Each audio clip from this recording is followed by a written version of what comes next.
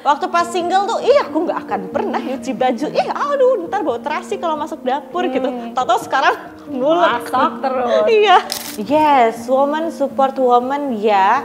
We look other women to inspire, not to compare. Semua perempuan dengan semua anugerahnya, jadi ibu, jadi istri. Aduh, udah nggak bisa dipertanyakan lagi deh ininya, powernya perempuan. Itu gimana caranya kita bisa saling menginspirasi satu sama lain dan saling support satu sama lain.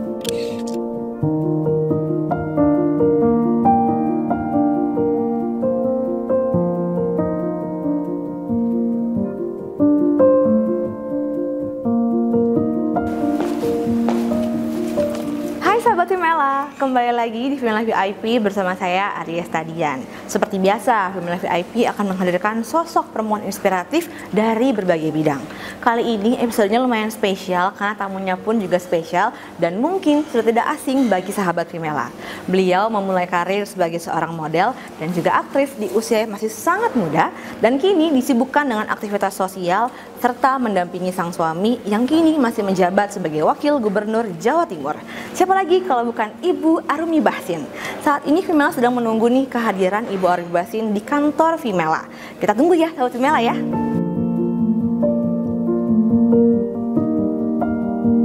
Sahabat Vimela, katanya nih Bu Arumi udah datang nih ke kantor Vimela. Kita kayaknya akan nongol dari si lift ini nih. Kita tunggu ya kehadirannya Ibu Arumi. Halo Ibu, apa kabar? Alhamdulillah, sehat. Ya lo cantik banget loh. Makasih. Ibu punten sebelum kita mulai ngobrol-ngobrol, aku buat minta tolong biar suaranya lebih enak gitu ya. Oke. Iya. Nice. Oke, sip. Hai. Ibu Arumi sudah hadir di kantor Vimela. Yeay. Ibu apa kabar? Alhamdulillah, harus sehat. Harus sehat. Biasanya Vimela tuh suka capture looknya Ibu hari-hari ya. Oh, iya. Itu jadi cantik banget. Ini udah mampir ke kantor Vimela, ternyata cantik banget, glowing banget mukanya, aku sampai malu. Amin, thank you. Ibu, kita kan masih mau ngobrol-ngobrol nih, yang biar lebih enak kita bisa duduk di sana kali ya. Boleh, aku ngikut aja. Ayo kita ikutin sahabat Vimela.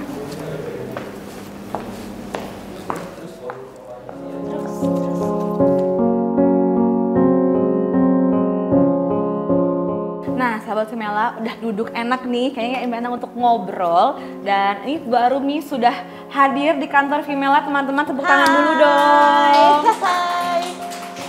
Ibu, sebelum aku bertanya-tanya, karena aku kepo sebenarnya sama Ibu ya, boleh dong disapa dulu sahabat Vimelanya. Hai sahabat Vimela, hari ini kita bakalan ngobrol-ngobrol. Aku sendiri nggak tahu bakalan tanyain apa, tapi bakalan seru-seruan. Hai. Oke, Ibu sebagai ini pertanyaan standar yang mungkin tanyakan sama semua orang. Ibu kesibukannya apa sekarang? Aku jadi emak-emak yang pasti. Aku mamah dari 3 orang anak, terus jadi kalau di Jawa Timur, jadi aku sekarang domisilinya tuh di Surabaya. Nah itu aku jadi salah satu kegiatannya jadi ketua Perwosi Persatuan Wanita Olahraga Indonesia, tapi untuk daerah Jawa Timur. Terus selebihnya aku lagi enjoying my ini sih role as a mother and as a wife sih sebetulnya, kuliner gitu-gitu. Jadi sebenarnya banyak free time juga sekarang. Ibu me time masih sempat nggak? Harus disempetin dong.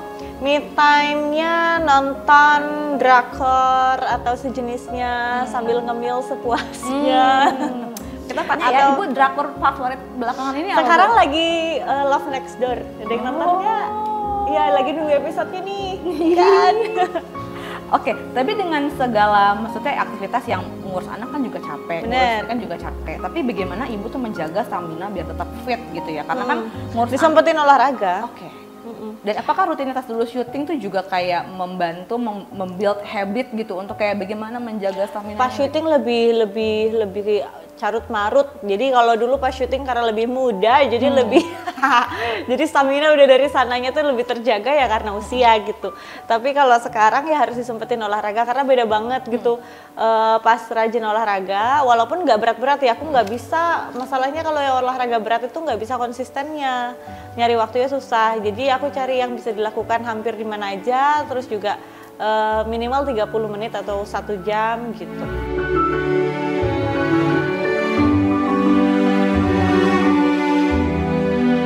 Kalau sekarang kan dulu ibu mungkin begitu menikah sama bapak tidak membayangkan bahwa ibu akan menjadi ibu pejabat gitu kan. Waktu bapak terpilih pertama kali di masa pemerintahan jadi Bupati Trenggalek, lalu kemudian jadi Wakil Gubernur Jawa Timur, apa sih yang ibu rasakan dan bagaimana ibu menyesuaikan? Kan harus menyesuaikan diri ibu sama dunia politik itu gitu. Apa ya yang dirasakan, I'm happy for him ya, karena aku tahu Mas Emil itu dedikasinya ke kerjaan, ke masyarakat tuh tinggi banget. Kalau akunya sendiri sih lebih ke banyak adaptasi jadinya. Gimana caranya aku beradaptasi ke dunia yang pertama baru banget buat aku. Terus yang kedua kan punya stereotip yang kaku, terus juga protokoler banget gitu. Itu bisa transisi dari aku yang lebih orangnya santai, itu bisa lebih serius gitu tanpa kehilangan jati diri gitu. Tapi ibu juga memahami seluk-beluk politik juga. Mau nggak mau lah, kan dengerin curhatan. Kalau suami saya curhatnya ke yang lain kan bahaya ya. Jadi harus ke aku dong. Jadi mau nggak mau ngerti, walaupun nggak mungkin sepaham dia ya, karena dia yang melakukan gitu. Nah, karena sudah menjalani kehidupan itu ya Bu. Tapi akhirnya ibu memahami sebenarnya seberapa penting sih perempuan itu paham soal politik. Karena kan kayak apaan sih politik tuh buat perempuan mungkin belum terlalu yang gimana banget. Kita nggak ngerasa kalau itu relate ke kita. Padahal sebenarnya perempuan kalau di mataku tuh yang paling relate, yang paling akan berdampak nomor satu sama politik. Karena salah satunya ya perempuan itu kan misalnya urusannya erat dengan urusan dapur. Nah dapur itu harga bahan pokok itu ternyata ada proses politik di belakangnya. Ngerti kan, kalau nggak ada keputusan-keputusan dan kebijakan-kebijakan dari pemerintah, pusat, daerah dan sebagainya gitu ya, harga pangan anjlok dan nggak ada intervensi pemerintah, itu kita yang suffering dan biasanya perempuan yang paling banyak kena gitu. Oh benar sih, karena kalau begitu harga cabai naik kita yang pusing ya Bu ya. Iya benar, iya, kan? Kalau misalnya cabai gimana caranya yang dari atas gunung bisa nyampe ke pasar supaya dekat ke rumah kita, butuh jalan yang bagus. Nah jadi ternyata prosesnya panjang gitu loh untuk semua tuh bisa datang ke meja makan kita. Itu baru satu sisi ya gitu. Dan ternyata semua proses itu dari politik. Nah itu yang aku baru ngerti gitu. Ada visi misi yang sebenarnya ibu rancang atau ada something goal yang ingin ibu achieve gitu selama bapak masih menjabat? Apa ya? Kalau aku nggak terlalu, jadi loh orang aku tahu kalau istrinya kepala daerah itu ada jabatannya juga aku baru tahu pas sudah jadi. Agak polos ya. Jadi karena waktu itu benar-benar aku pengen dampingin Mas Emil aja gitu. Nah ternyata istri kepala daerah itu punya jabatan sendiri, namanya ketua tim penggerak PKK, ada juga ketua Dekranasdanya.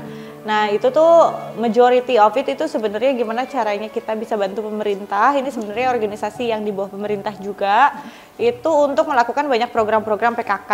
Program PKK itu dari mulai tentang anak, pendidikan, tentang gizi, tentang kesehatan, kemudian tentang rumah, pola hidup bersih dan sehat gitu. Jadi sebenarnya sesuatu yang dihadapi sama keluarga sehari-hari, tapi akhirnya punya impact ke masyarakat. Kalau misalnya ada satu yang jomplang, misalnya kesehatan rumahnya nggak layak huni misalnya ya, jadi ada tuberkulosis atau sejenisnya bisa nular dan sebagainya. Nah itu akhirnya jadi urusan pemerintah lagi karena PKK ini fokus di preventif. Nah aku akhirnya coba fokus di situ. Apakah dampak yang sebenarnya Bu Arumi juga melihat gitu, masyarakat pun juga rasakan dengan ibu mungkin membentuk program atau program-program yang ibu buat gitu, apakah dampak yang sudah masyarakat rasakan gitu Bu? Minimal ya yang sekurang-kurangnya itu adalah awareness, misalnya stunting, karena selama 5 tahun kemarin itu kan Pak Jokowi punya program prioritas which is stunting untuk lower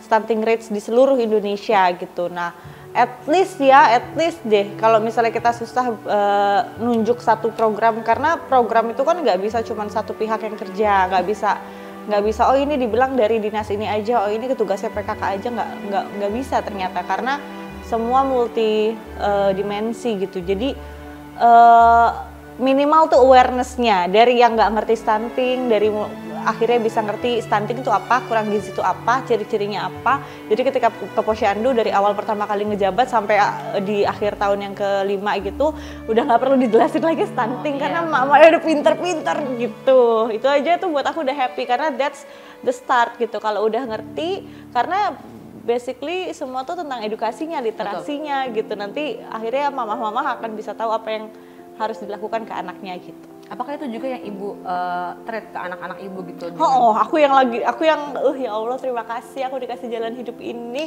karena banyak banget manfaat, banyak banget ilmu pengetahuan yang akhirnya aku bisa implementasi ke anak-anak gitu.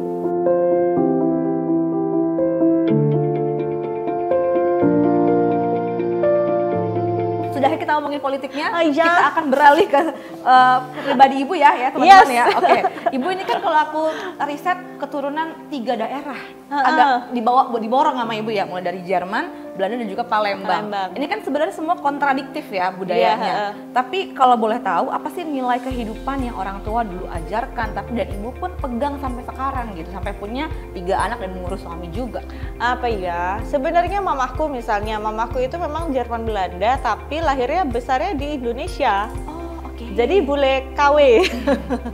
Jadi values-valuesnya sebenarnya sudah di generasi mamaku ya. Kalau opa oma masih bule banget, tapi mamaku tuh sudah dan pesannya opa oma juga ya, kamu tinggal di mana ya kamu harus bisa adaptasi. Akhirnya dibesarkan dengan budaya ketimuran. Jadi akhirnya sama ketemu papaku cocok, terus juga Mas Emil juga Jawa kan gitu, akhirnya cocok gitu dengan budaya ketimuran. Jadi di sisi itu sebenarnya nggak terlalu ada konflik dan aku nggak ngerasa gimana aku dibesarkan tuh berbeda dengan keluarga-keluarga yang ada di sini. Jadi akhirnya tinggal aku terusin aja ke anak-anak values budaya kita lah gitu, dari mulai salim sama orang tua lebih hormat, orang yang lebih tua tuh hormat, terus hal-hal kayak gitu. Jadi nggak bule banget juga gitu loh. Tapi kalau orang tua zaman dulu ya, kalau orang tua aku kan juga lumayan keras ya didikannya. Zaman baby boomers ya. Betul. Tapi apakah orang tua ibu juga lumayan? Oke, seberapa keras sih didikan orang tua gitu? Lumayan. Jadi ya keras gitu. Mamaku tuh Belanda Jerman, itu satu sisi aja tuh dari secara darah tuh udah keras ya. Disiplin gitu ya. Terus opa aku tuh militer. Jadi dia dapat didikan keras kan. Jadi kayak bangun tidur bukan ku terus mandi, ku terus bereskan tempat tidur, terus mandi, terus ini hal-hal kayak gitu rutin kayak di barak lah dikit-dikit. Cuman kalau versi mamaku ya zaman aku udah jauh lebih longgar lah gitu dibandingkan zaman mama waktu pas didik opa gitu. Jadi hal-hal kecil kayak gitu akhirnya ngebentuk karakter sih gitu. Nggak enak banget waktu ngejalaninnya ya, tapi akhirnya ngebentuk karakter. Jadi akhirnya lebih tangguh, nggak menyeh-menyeh, ngerti kan? Kalau sekarang kan banyak bilang generasi strawberry ya, di ini sedikit langsung gitu. Kalau aku kayak ya Allah kecian. Baru gitu doang ya. Gitu ya. Ibu tapi kan sebenarnya kalau kita lihat flashback gitu, ibu dulu pernah berada dalam masa sulit yang mungkin semua orang pun juga rasakan. Tapi apa sih Bu yang membuat ibu tuh akhirnya punya kepercayaan diri kembali, akhirnya bangkit kembali, sampai akhirnya sekarang menjadi ibu-ibu yang memberikan dampak positif loh, bisa kasih awareness ke orang-orang gitu. Gimana nih Bu? Your past doesn't describe your future. Jadi kita itu kan punya fasenya masing-masing ya. Dan fase itu ada naik turun gitu kan. Tapi masa depan tuh kita bisa tentukan mau sekurang-kurangnya, tidak bijaksananya kita waktu pas masih di masa lalu gitu, kita bisa mutusin ke depan kita mau jadi apa. Jadi sebenarnya it's about a better choice, keputusan yang lebih baik di setiap keputusan yang akan datang gitu. Suka nih perempuan yang belajar nih, jadi ke depannya pun ambil langkahnya juga jadi nggak salah ya Bu ya.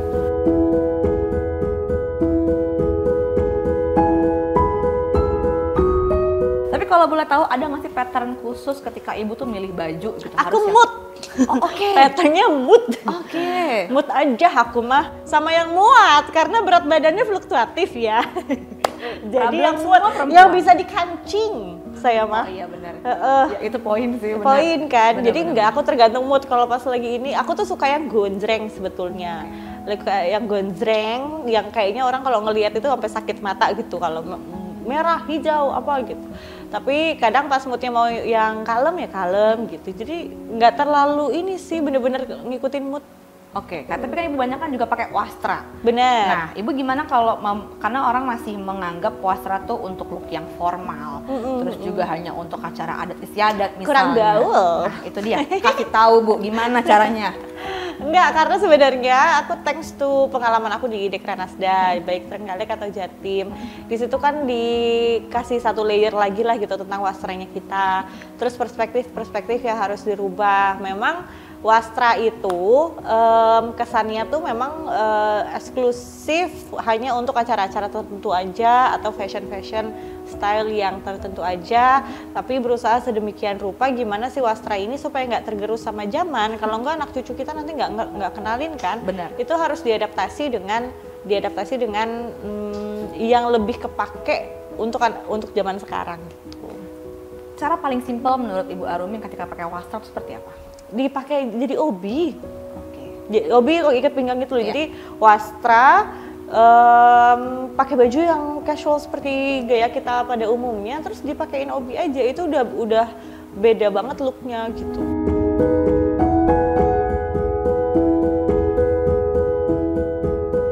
Sebagai perempuan dan juga ibu dari 3 anak ini, apa yang sebenarnya Ibu Arumi ingin sampaikan ke perempuan Indonesia yang mungkin dengan banyak peran ya Bu ya, agar kita tuh bisa saling menginspirasi, karena kan setiap perempuan itu punya posisi masing-masing, tapi gimana caranya biar kita tuh nggak senggol-senggolan, justru malah saling inspirasi. Yes, woman support woman ya.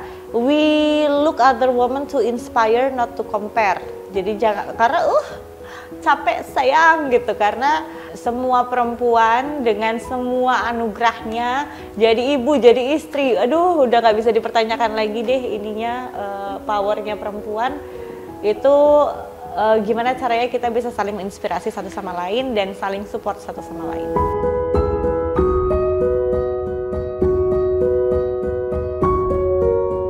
Jadi di sini sudah ada beberapa fakta keyword yang mengungkapkan fakta soal Ibu Arumi. Oh, wow. Nanti Ibu akan ambil keywordnya, lalu mungkin akan diceritakan apa cerita yang berkaitan dengan keywordnya. Oke. Silakan Ibu. Monggo Ibu. Seru nih ceritanya nih kayaknya. Apa ya? Bidadariku. Nah, ada cerita apa dari kata bidadariku Ibu? Bidadariku adalah judul lagu yang diciptakan suamiku katanya untuk aku. Gila banget. Katanya ya. Kita mah iya aja. Bapak tuh dulu musisi kan ya? Kalau Musisi. nah, bikin lagu buat Ibu tuh bukan hal yang... Dengan segala kode-kode kerasnya, akhirnya jadi deh. Oh, jadi ada permintaan juga sebenarnya? Kamu tuh ada album, isinya kalau nggak salah 11-12 lagu. Itu padahal belum ketemu aku loh. Jadi waktu ketemu aku tuh nggak ada inspirasi gitu. Wow. Oh, boleh dicontoh, boleh. Oke. Berikutnya, ada 554 fakta, enggak aja teman-teman. Kelamaan, Ibu nggak pulang-pulang nanti. Oke. Kaget jadi istri pejabat. Iya, karena ada kata riset yang menunjukkan ya, Ibu tuh awalnya terkaget-kaget, shock begitu Bapak terpilih sebagai Bupati Trenggalek. Monggo diceritakan Bu. Oh pas itu. Karena waktu itu kan Mas Emil baru nggak ada pengalaman di politik, terus dari Jakarta langsung ke Trenggalek, terus langsung kampanye. Jadi aku nggak menyangka kalau masyarakat itu penerimaannya baik gitu, karena pasti kan waktu itu usia Mas Emil juga 31 kurang lebih ya. Jadi masih sangat muda, aku pikirnya mental aku udah nggak apa-apa deh kalau memang di underestimate atau apa gitu. Tahu-tahu menang dengan perolehan yang luar biasa banyak, itu aku kaget, oh aku pindah Trenggalek nih ya. Gitu. Jadinya. Ada culture shocknya nggak Bu waktu pindah? Adalah. Nggak liatnya aku udah medok banget. Waktu awal aku nggak bisa bahasa Jawa sama sekali, sekarang bisa jadinya. Oke, nggak apa-apa. Next.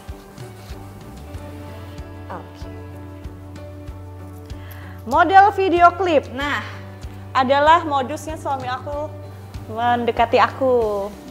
Jadi dulu kan dia musisi gitu kan, dia udah kerja kantoran juga, cuman hobinya bikin lagu. Terus habis itu kita satu manajemen, udah modelnya Arumi aja gitu. oh ada request. Ada Berarti request. Bapak sebenarnya udah ngincar Ibu dari awal nggak? Harapannya ya. Oh gitu. Ya gitu. Cinlok ceritanya ya Bu ya? Iya, cinlok dan comblangin sama manajerku, jadi udah kayak mendukung gitu situasinya gitu. Terus kayak bikin Ibu tertarik sama Bapak waktu itu? Kan jadi model doang nih, kok gue dimodusin gitu? Ya karena persisten gitu, ke rumah, ke ini, terus ngambil hati mamaku. Jadi dia PDKT itu nggak terlalu PDKT ke aku, Nah, lebih ke kunci, karena kan 10 tahun bedanya, kan aku pikir udah om-om juga nih gitu. Beneran waktu awal-awal, tua banget. Tahu-tahu dia deketin mamaku, terus mamaku kan yang si galak itu Iya, kan iya, gitu. iya. Si siapa itu anak itu siapa namanya Emilia itu kok nggak pernah main kesini gini nih. Dicariin. Itu ya, bikin aku penasaran, ih siapa ini gitu. Gitu. Jadi kalau mau mendekatkan perempuan taklukkan mamahnya ya. Malahnya. Iya. Berikutnya. Aku langsung ambil dua-duanya aja ya. Boleh. Pak Emil tidak romantis. Iya, itu menjelaskan sekali. Ada artikel yang mengatakan bahwa Pak Emil tuh pernah ngasih bunga ke ibu, tapi itu pun dengan segala kode yang sangat keras. Guys. Jadi apa yang kalian lihat di Instagram sekarang itu yang katanya romantis itu adalah perjuanganku 11 tahun mengkode. Jadi baru ngehnya tuh sekarang. Tapi emang bawaannya tuh kaku, jadi bahasa cintanya kalau anak sekarang bilang ya itu mungkin beda. Jadi dia lebih action, dia nggak ada kata-kata romantis, nggak ada apa gitu. Tahu ada lagu gitu. Oh, kalau bapak mungkin kok ininya quality time kali ya sama ibu, sama act of service. Sebentar ibu maunya word of affirmation. Sama nanyain, nanti tim-tim aku ditanyain ibu udah di mana, ini di mana gitu. Tapi kalau aku mah nggak terlalu di itu. Posesif di balik layar. Di balik layar. Iya, itu namanya sayang. Monggo terakhir ibu. Yang terakhir.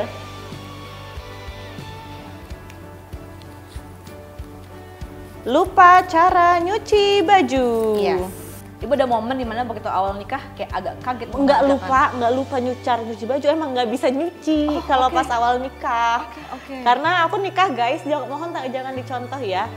Aku nikah tuh umur 19, ya kan. Jadi waktu itu belum banyak pendidikan domestik yang saya ini gitu. Jadi pas nyuci baju, nyapu, ngepel, apalagi masak gitu nggak jago. Cuman callingan ketika sudah jadi istri, ketika jadi ibu, walaupun gak dipaksa oleh pihak manapun ya, tapi akhirnya penasaran lama-lama bisa gitu. Oh, saya pun relate sebenarnya sama kan? Mela. Benar. Callingan sendiri kan? Callingan sendiri, benar. Itu kayak panggilan hati nurani itu kayak langsung tergugah. Waktu pas single tuh, aku nggak akan pernah nyuci baju. Aduh, ntar bau terasi kalau masuk dapur gitu. Tahu-tahu sekarang ngulek. Masak terus. Iya. Ibu apa sih rahasia yang ibu sama Pak Emil mungkin lakukan kali ya sampai sekarang tuh romantis? Dilihat orang romantis. Kalau saya ngomong bapak romantis, saya dimarahin ibu ntar nanti nih. Kalau terlihat romantis, terus juga kayak kemana-mana berdua nempel banget gitu. Apa yang buat ibu tuh masih kayak kesemsem sama bapak, begitu pula bapak ke ibu gitu? Apa ya? Kita berusaha untuk nggak jomplang gitu pada saat kita masih pacaran sama pas sudah nikah. Terus kita itu karena mungkin sibuk Mbak, jadi justru karena sibuk jadi ada kangen-kangennya. Jadi buat yang ketemu tiap hari di rumah coba agak ini dulu itu ada kangen ya loh. Jadi memanfaatkan setiap waktu walaupun sebentar-sebentar, ngapain kayak makan bareng kayak apa kayak gitu, jadinya gitu.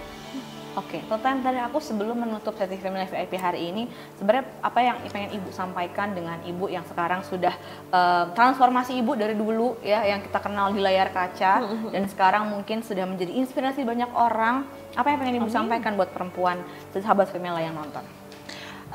Setiap hidup itu ada fasenya. Fasenya ini aku belajarin banget. Ada fasenya kita bikin kesalahan, ada fasenya kita bikin keputusan yang bagus gitu ya. Semua tuh ada fasenya, tapi apapun fasenya itu harus di owning gitu, kayak owning your goods, owning your mistakes, owning your bad. Karena nanti ketika sudah di titik kamu di masa depan, kamu ngeliatin itu, kamu akan bersyukur atas semua yang kamu lakukan, mau bagus atau buruk. Karena kalau tanpa itu semua nggak ada kamu yang sekarang. Tepuk tangan dong buat Ibu Aruni Bati. Kasih. Ibu terima kasih banyak. Welcome. Sudah menyempatkan waktu jauh-jauh dari Surabaya terbang ke Jakarta untuk mampir ke kantor Femela. Dan demikian sahabat Femela, Fitnah VIP kali ini saya Arda undur diri. Terima kasih dan sampai jumpa.